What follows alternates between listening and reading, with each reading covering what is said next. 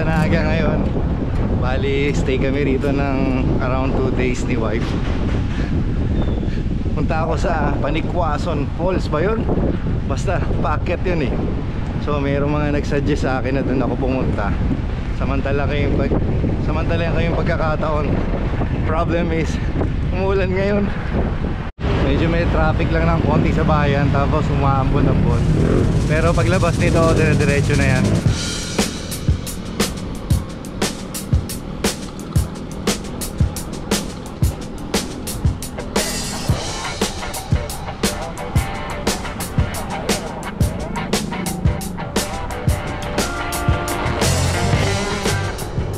Nalabas na tayo sa city.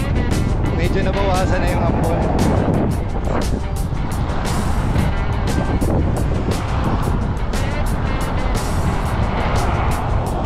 Ayun yung Mount Isarog oh.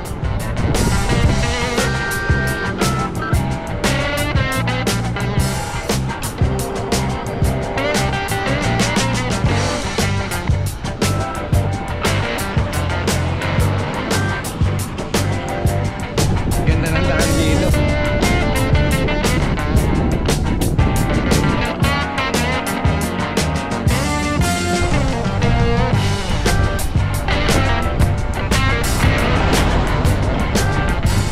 Bike friendly zone pala tong area na to, kaya shoutout sa mga nag-recommend. Panayan, paahon ng baka.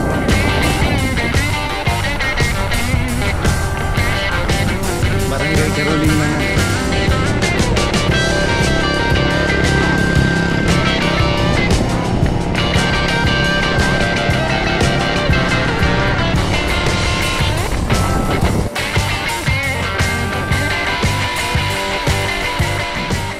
Ayos na rin tong ruta na napuntaan ko. Madalang sasakyan. Siguro pag weekend maraming maahon dito.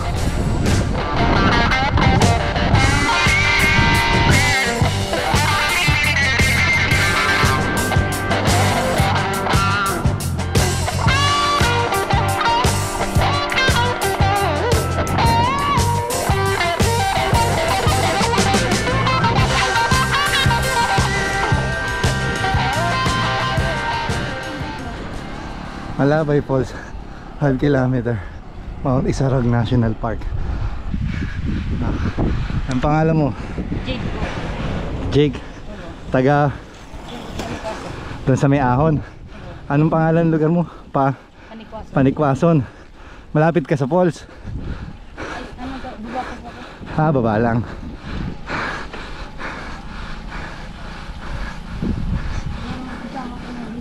Oh, wala sa Jake eh.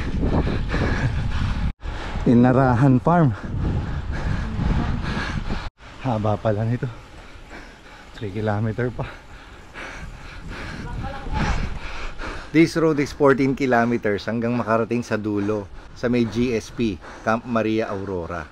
Nag-a-average din siya ng almost 3%. Banayad lang pero merong matatarik ng kaunti sa dulo. Banda rito mga 7% na. Pumalat na si Jake oh. 13 years old, lakas.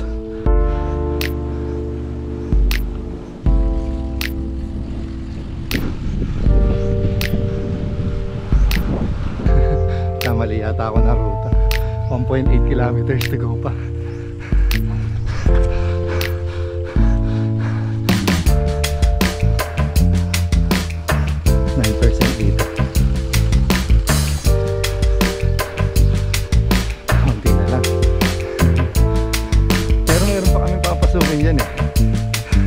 Parang may off-road konti.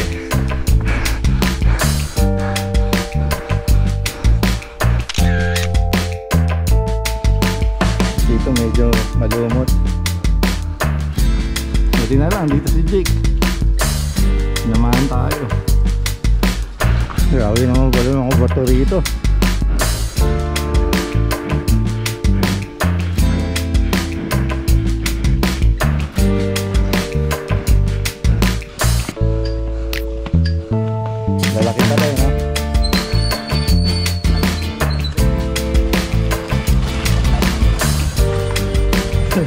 to.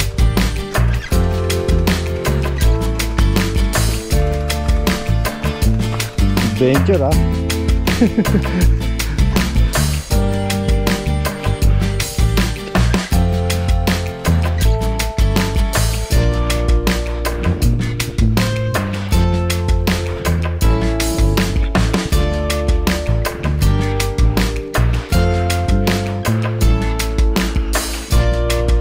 Meron naman palang sementado rito.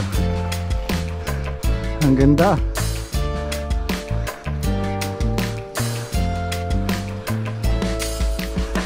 Ganda oh.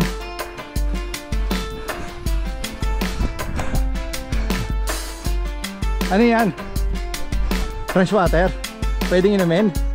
Ba, ayos. Jade ng pangalan mo, Jade, diba Jade? Kala ko Jake. Salamat kay Jade. Kasi kung ako mag-isa baka hindi na ako tumuloy. Kasi hindi ko alam, may gate pala dun. Camp 1 ang tawag. Yung nasa likuran ko yung buong kita dito. Buong Naga daw yun. Kitang kita sa location ko ang buong Naga. Ito yung Isarog. Lapit na namin.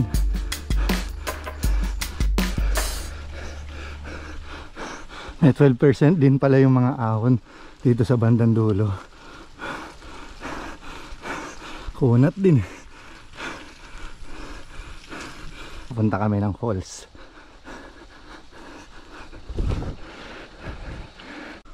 Mount Isarog National Park. Yun, ang elevation niya is 1,966 meters above sea level. Sakop siya ng Naga City, Pili. Yan. Ocampo, Tigaon, Goa, Tinambak, Calabanga. Yun. Ito siya oh. Tapos ito yung papuntang falls to, Jade. Okay, paalam tayo no. Kaya lang wala yung bantay. Sabi ni Jade, hindi raw kami pwedeng pumasok ng walang bantay. So, hintayin namin yung bantay. Pero pakita ko lang sa inyo, operating hours is 8 to 4. So, 8 AM to 4 PM. Na pwede kang magpa-guide. So, mag-trekking ka. Around the falls siguro to. Maximum 5 bucks per guide. So, makakapunta ka dun sa Baby Falls, Nabuntolan Falls, Malabsay Falls, tsaka Side Falls, Camp 1. So, extra 500 daw yun. 300, tapos magdadagdag ka ng 500. Pwede ka ring mag-Mount Isarog Summit, 2 days may overnight. So, 1,000 per day. Dun sa porter, taga-bitbit, saka guide. Yan. So, ang porter is 15 kilos. Yun. Galing. Sarap siguro dito. Si ano eh, protected landscape to. Makita mo naman yung vegetation sa mga puno. Talagang ano, well protected. Yun maganda. O sana dumating na yung guide. Sayang naman kasi no. Sayang yung inakyat ko tapos di ko man lang makikita yung falls. Antabay na tayo. Ano pa lang naman eh. 325. Wala akong dalang ilaw sa harapan pero may ilaw ako sa likod. Tsaka yung pabalik, pababa na naman yung pabalik eh no. Siguro antabayanan na namin. Kaya lang kasi baka umalis na siya dahil 25. Hanggang alas 4. Taga rito ba yung bantay? Sige, sigaw tayo baka nandyan. Tao po! Mula na. Sabi ni Jade pupuntahan niya yung bantay dun sa bahay. Anong sabi Jade? Ano sabi? Punta ka daw po doon. Punta ako doon? So yun na nga, pupuntahan natin yung bantay para masilip natin yung Malabsay Falls. Sabi ni Jade, yung bahay nila nandyan lang sa may ano eh, sa may end ng simento bago yung rough road na ito.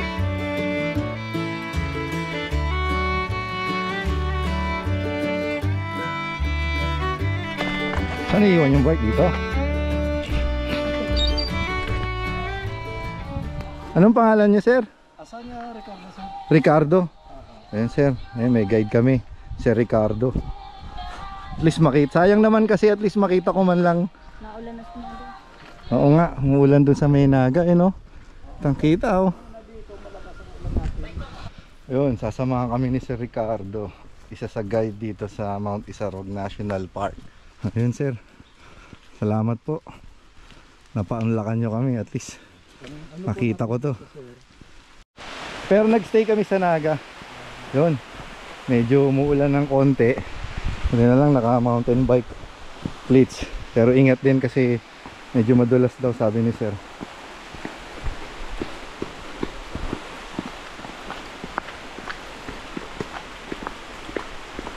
Meron namang mga mahahawakan, iwan na yung bike doon. Kung may bantay din, iwan pa rin sa gate yung bike, hindi pwedeng dalhin kasi mabigat din. Sabi ni sir, ganyan umuulan na, kapag ka 2 hours ng malakas yung ulan sa taas, obligasyon ng paalisin yung mga tao kung may mga naliligo pa, kasi possibility na biglang paglakas ng tubig.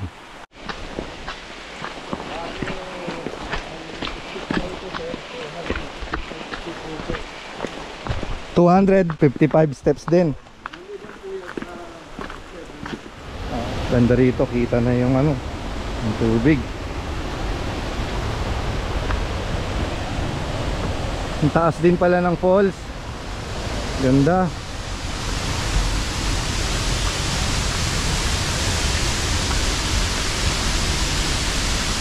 Yun.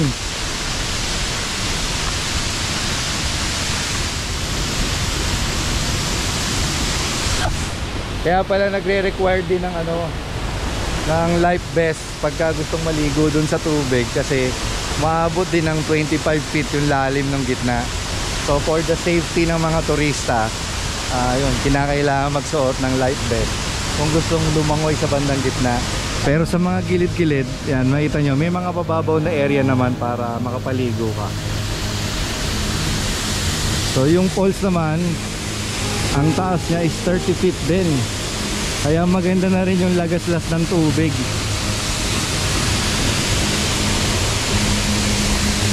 Ganda.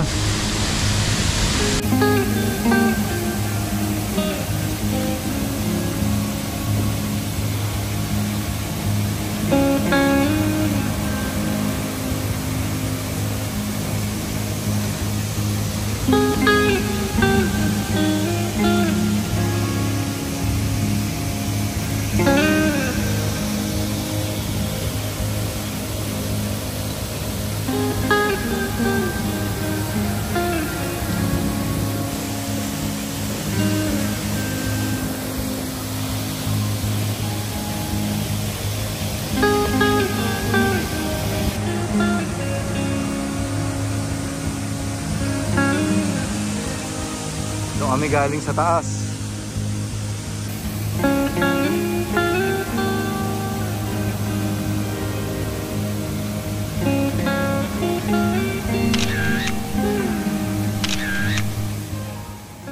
Kapag talaga gawa ng Diyos, napakaganda. Sana maingatan natin yung ating kalikasan para ito sa mga darating pang henerasyon.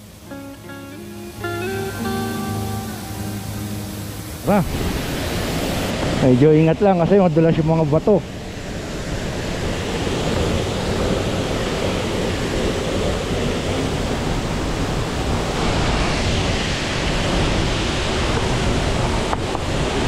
Dulas.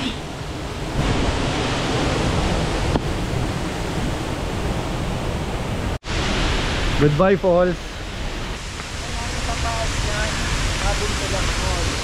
Meron pang isang falls doon. Marami yan, kaya sunod-sunod yan.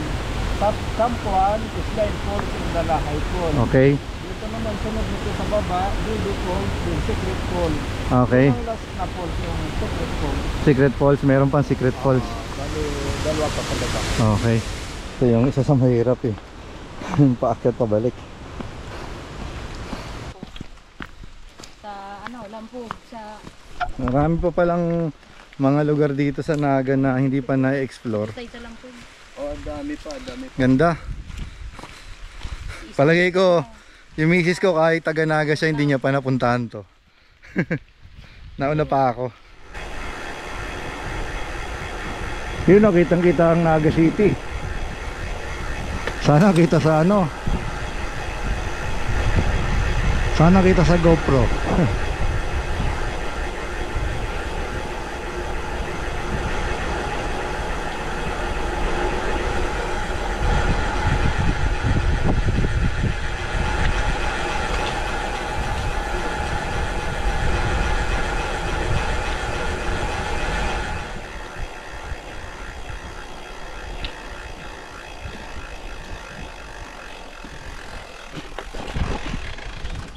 Yun, nag-soft drinks kami ni Jade. Naghiwalay na kami kasi taga-ron lang pala siya kung saan malapit kami nag-soft drinks. Eto ngayon, bababa na ako papunta ng Naga City. Tara!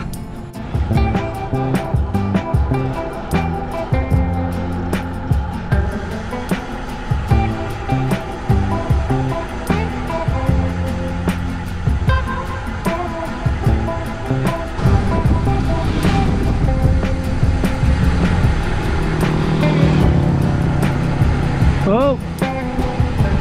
Oh! Thank you.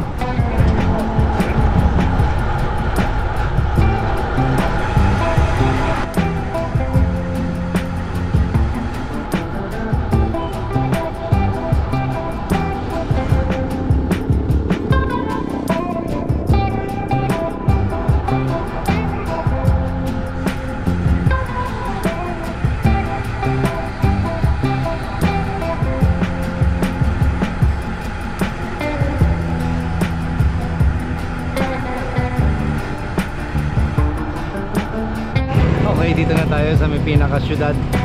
So, expect some traffic.